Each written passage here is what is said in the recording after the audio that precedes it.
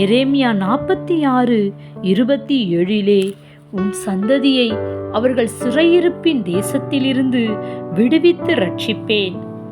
இன்றைக்கு அநேக வாலிப பிள்ளைகளை சத்ருவானவன் சிறைப்பிடித்து வைத்திருக்கிறான்.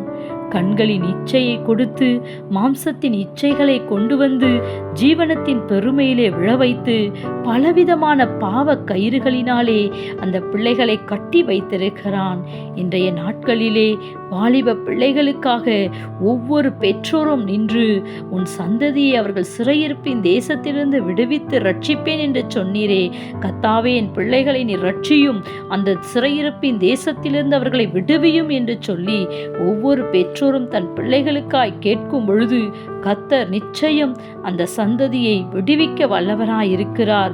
அவர்களை சிறையிருப்பின் தேசத்திலிருந்து விடுவித்து ரட்சிக்கவும் கர்த்தர் வல்லவராயிருக்கிறார்.